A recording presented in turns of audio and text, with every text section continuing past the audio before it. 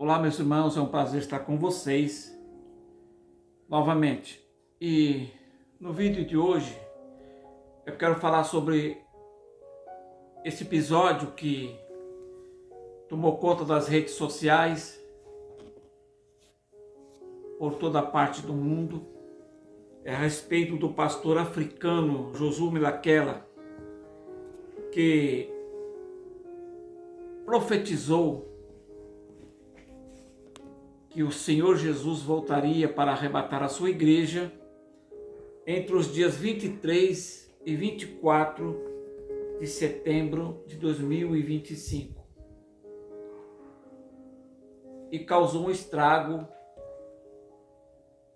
pelo mundo todo. Trouxe transtorno, prejuízo, porque muitas pessoas venderam as suas casas, suas propriedades, acreditando nesta profecia. E há que dizer, irmãos, que quem está por trás de tudo isso, não somente desse referido pastor africano, mas de todos que já marcaram e outros que marcarão, essas pessoas, esses profetas, esses pastores, eles estão a serviço do espírito de engano. E não é novidade nenhuma, todo mundo sabe que esse espírito de engano, ele manifestou-se pela primeira vez na terra, lá no Jardim do Éden. Foi um espírito de engano, foi Satanás. É Satanás que está por trás disso. Com palavras audaciosas, com palavras que parecem ser de Deus, com palavras que parecem ser do Espírito Santo e não são. E esses falsos profetas causando um desserviço ao reino de Deus. E muitas pessoas acreditam por duas razões. Primeira delas, por não conhecer as Sagradas Escrituras. E a segunda é conhecendo, mas não dá o devido valor na palavra de Deus. E não guardam. Esta é a razão. Por quê? O Senhor Jesus já nos advertiu no seu Santo Evangelho. E também ele nos advertiu no livro de João, capítulo 5, versículo 39. Examinai as Sagradas Escrituras, porque cuidais ter nela a vida eterna. Pois bem,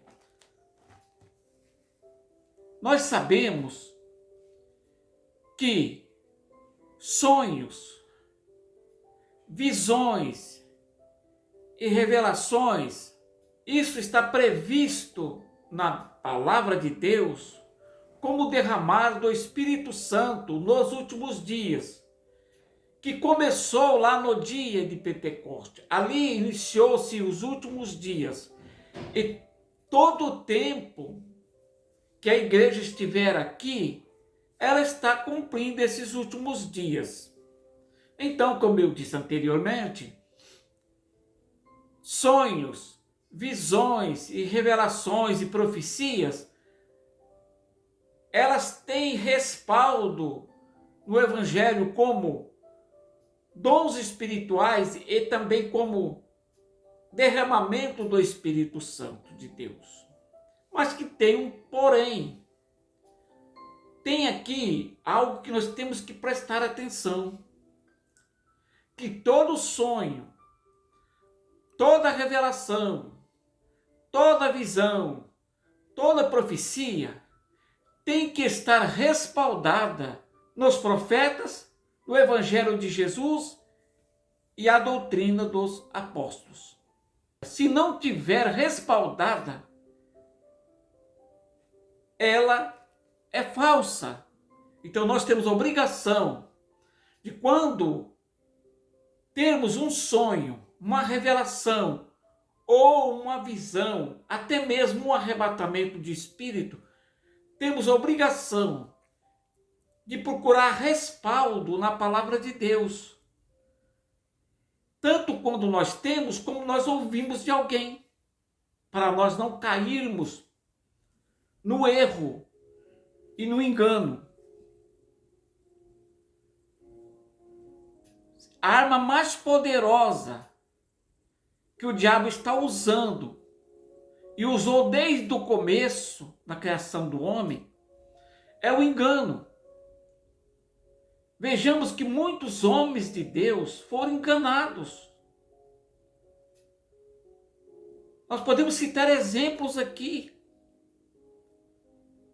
O rei Davi enumerou o povo de Israel e ele achou que era Deus que estava falando com ele, mas ele foi incitado pelo diabo e pagou um preço muito caro, ele bem como a nação de Israel. Eva foi enganada também. E muitos foram enganados. Então nós temos que tomar muito cuidado, porque o espírito de engano, nesses últimos tempos, tem se aninhado dentro das igrejas, dentro dos núcleos religiosos, com falsas profecias, falsas revelações, falsas visões, falsas curas, falsos ensinos e com heresias. Nós sabemos disso. Nós temos respaldo na Bíblia para falar isso. Vamos ver então, na carta de Paulo, 1 Timóteo, capítulo 4, verso 1 a seguir.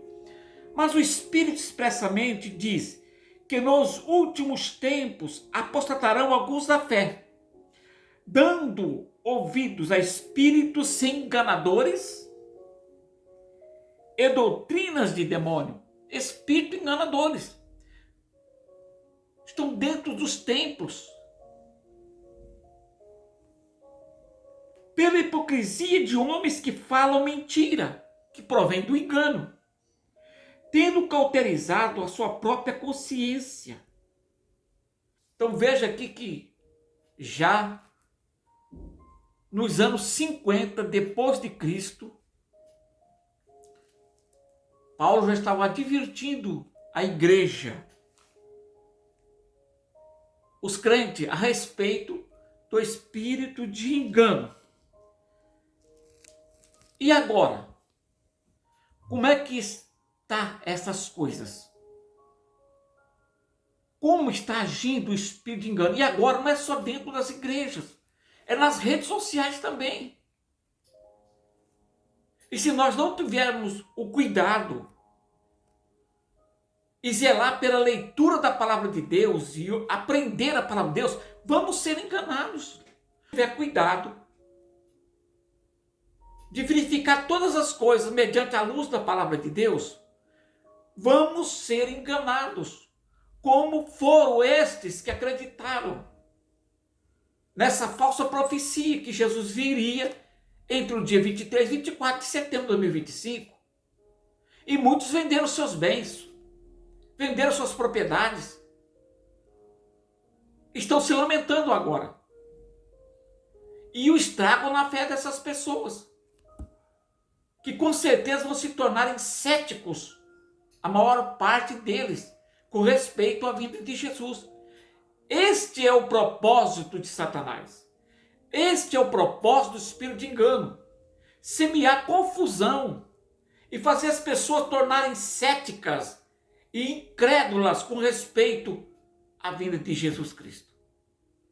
Então temos que tomar cuidado. Foi justamente o que esse pastor fez. Foi manipulado pelo espírito de engano. Ele foi enganado também e profetizou esta profecia que não se cumpriu. Então nós temos que tomar cuidado com isso, para que nós não venhamos a perder a nossa salvação e ser levados por estas coisas. Que o sangue de Jesus nos cubra e nos guarde desse espírito enganoso que está assolando a vida de muitos crentes. Hoje, a mentira está sendo valorizada. Aquilo que é falso está sendo chamado de verdadeiro. E a verdade está sendo abandonada. As pessoas não querem ouvir palavra, não querem aprender a palavra. Mas o Senhor Jesus disse: examinar as Sagradas Escrituras e cuidar ter nela a vida eterna. O salmista diz no Salmo 119 e o versículo 105: lâmpada para os meus pés e a tua palavra luz para o meu caminho. E qual é a finalidade do espírito de engano que está usando homens e mulheres? Qual a finalidade? Semear a incredulidade no meio do povo de Deus. Levar o povo de Deus a errar, a distanciar-se da verdade e levá-los à perdição eterna. Este é o propósito de Satanás. Sempre foi. E não é de agora que ele vem agindo. Então, os falsos profetas, os falsos pastores, eles estão a serviço do espírito de engano, que é o espírito do diabo. Ninguém está autorizado por Deus para marcar data do arrebatamento da igreja. Por quê? Porque é exclusividade de Deus. Mateus capítulo 24, verso 36, são palavras de Jesus. Porém, daquele dia e hora ninguém sabe, nem os anjos dos céus, nem o Filho, mas unicamente meu Pai. Está certo que quando Jesus falou isso aqui, ele não tinha morrido na cruz ainda, estava na sua missão. Mas quando ele ressuscitou, apresentou-se aos discípulos e disse: todo o poder foi me dado no céu e na terra. Lá em João capítulo 17, por várias vezes Jesus disse: eu e o Pai somos um. O Pai está em mim e eu nele. Então, eles sabem. O Pai, o Senhor Jesus sabe. Mas qual é o interesse de Deus a revelar para uma pessoa? Deus agora faz acepção de pessoas? Porque Deus revelaria a data do arrebatamento exclusivamente para uma pessoa? É só esse pastor que é salvo? Só ele estava preparado? Só ele que estava santo? Só tinha ele de igreja? Não. O Senhor não vai fazer isso. Se o Senhor fosse fazer isso, ele falaria para todos os seus santos. Não falaria para uma pessoa individual. E se caso ele falasse, certamente ele não daria autorização para que fosse divulgado. Mas nós sabemos que o Senhor não tem interesse nenhum a revelar o dia do arrebatamento para uma pessoa. Se ele fosse fazer isso, teria que fazer por todos, porque Deus não é Deus de confusão. Então, só por aí, a gente vê que é falso. E não é só isso. Jesus não autorizou ninguém. Ele disse que é a exclusividade do Pai. Então, uma observação. Somente a igreja saberá no momento do arrebatamento. A igreja que está preparada, os santos do Senhor. Eu não estou falando de crentes, estou falando de crentes fiéis. Santos do Senhor, separados do mundo. Somente estes saberão o momento do arrebatamento. Conforme está escrito em 1 Tessalonicenses, capítulo 5, verso 4, 5 e 6. Vejamos. Mas vós, irmãos, já não estáis em trevas, para que aquele dia vos surpreenda como ladrão. Porque todos vós sois filhos da luz e filhos do dia. Nós não somos da noite nem das trevas. Não durmamos, pois, como os demais, mas vigiemos e sejamos sóbrios.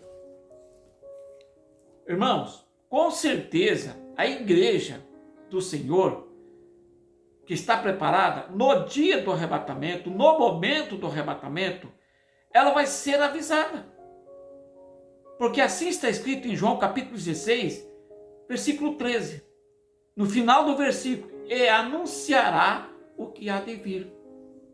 A parábola das 10 virgens é um exemplo. À meia-noite elas ouviram o clamor. Aí vem o esposo, sai do encontro. Quem avisou ela? Foi o Espírito Santo. Então, aquilo está figurando o arrebatamento da igreja.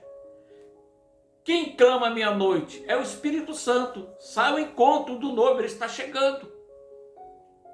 Quem é que pôde entrar nas bodas? Somente as virgens que tinham suas lâmpadas acesas e tinham azeite de reserva. Então, meus amados irmãos, busca o Senhor para que você esteja preparado nesse dia. E essas pessoas que, infelizmente, têm acreditado nessas falsas profecias que marcaram a vinda de Jesus, peça perdão a Deus e busca compreensão, busca sabedoria de Deus, visão espiritual e entendimento da palavra. E peça para Jesus vos guardar do espírito de engano, que é a arma mais perigosa de Satanás que nós temos que enfrentar neste dia. Lá em Apocalipse, o Senhor Jesus fala para nós guardar o que temos. Por quê? Para que o ladrão não roube. Está em Apocalipse capítulo 3. E o versículo 11. Eis que venho sem demora. Guarda o que tens para que ninguém roube a tua coroa. Que Deus vos abençoe, meus irmãos. Que o Espírito Santo continue falando o seu coração. Procura prezar a palavra de Deus. Procura ouvir o ensinamento. Não fica correndo só atrás de visões, revelações, não. Ouve essas coisas, sim. É bom você ouvir. Mas busca discernimento e compara com as Sagradas Escrituras.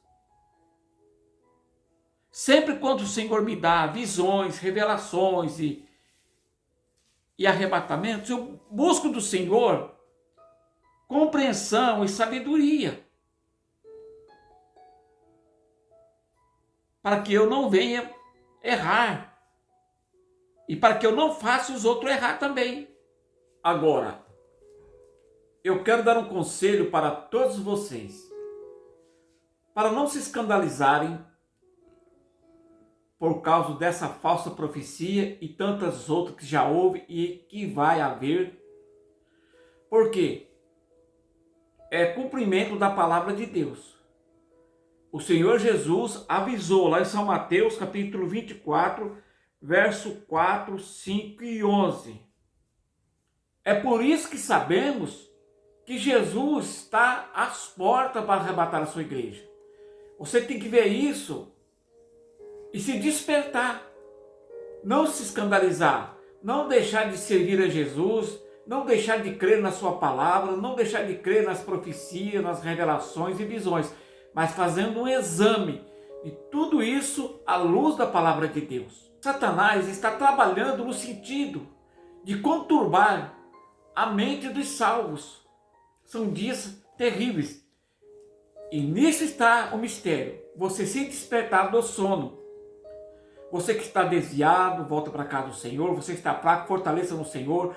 Comece a orar, a meditar na palavra de Deus.